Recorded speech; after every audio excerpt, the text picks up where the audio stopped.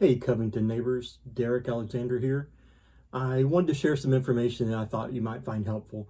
I'm helping some current sellers and some potential sellers kind of navigate recent changes to the market. And what I wanted to share is I'm going to do them kind of out of order to mostly to keep your interest, but lower prices may not cost a seller. I think that would be probably the biggest surprise to people is that right now, if you sell your home for a lower price than you expected, it may not cost you anything. So I'm doing that one first because I think that'll interest you. Will prices lower? Time, benefits of a slower market, and higher interest. There's no way to sugarcoat that. The rates are a little bit higher now, but I have two ways to offset that cost. So on lower prices may not cost a seller. This would apply if you're going to sell and then purchase another home. What are you really paying? So if you sell and you purchase another home, you're not paying the price of the other home. Usually you're paying the difference between what you sold for and what you purchased. So you're paying the gap.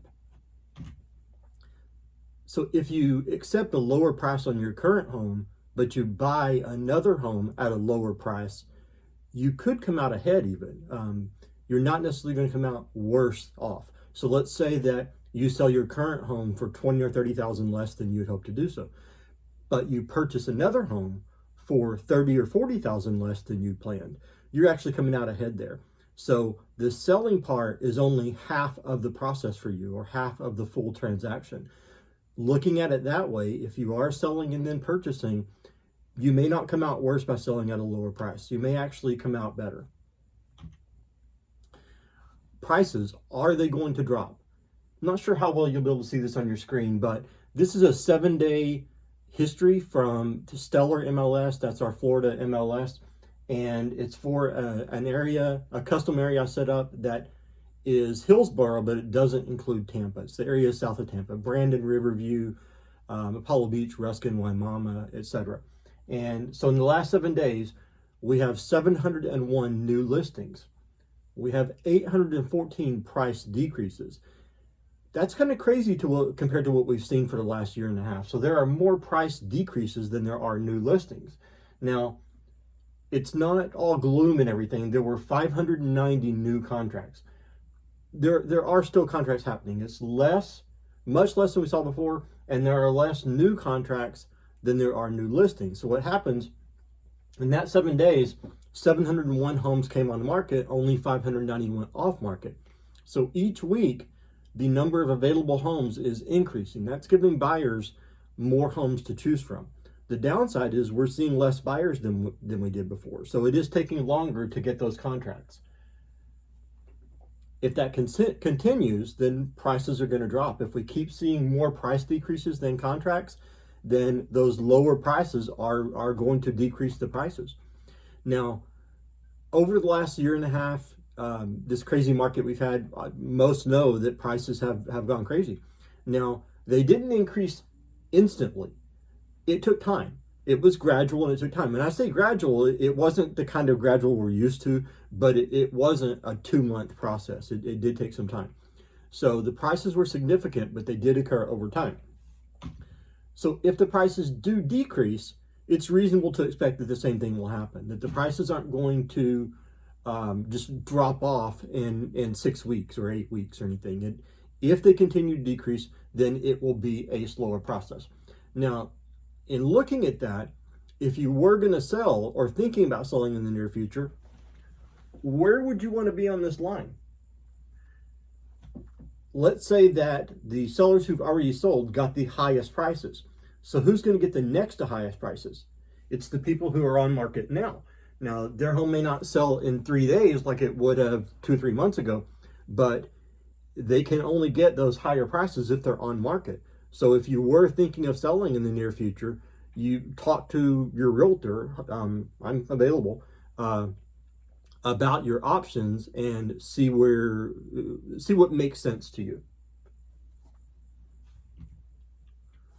Okay, time-wise, one of the downsides of this fast market that we've had is that historically buyers, you send them several homes, they narrow it down, you show them a few, and they make an offer on a home that they really love.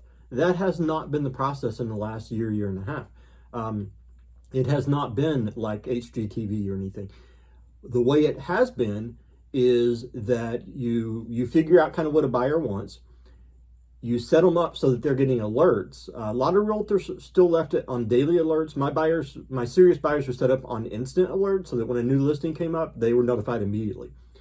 Once that listing came up, we tried to get into the house the same day, like within hours if we could. I had quite a few showings that I requested that it would go under contract the same day that it came on market. So we had to be quick about it. So in the past, the buyer would look at several homes and choose and make an offer on one that they really liked. In the market recently, that has not been the case. A buyer didn't have many options. So you would show them a home, and if they didn't dislike the home, then they would make an offer and hope to get lucky and win that offer. That's been one of the downsides. So as the market is starting to slow, and I'll tell you, it has slowed. We have 10 available listings in Covington right now. It's been at least a year, year and a half since we've had more than like 6 on market at any given time. Usually it's been 2 or 3, and they go on market, they go under contract the same weekend. But we have 10 available right now. Some of those have been on market over 20 days. I think we're getting close to 30 days on a couple of them. But the good thing is that even for those sellers, once they have a contract, they're not going to have to rush out and make an offer on the first home that they see. They will also have a little bit more of a selection.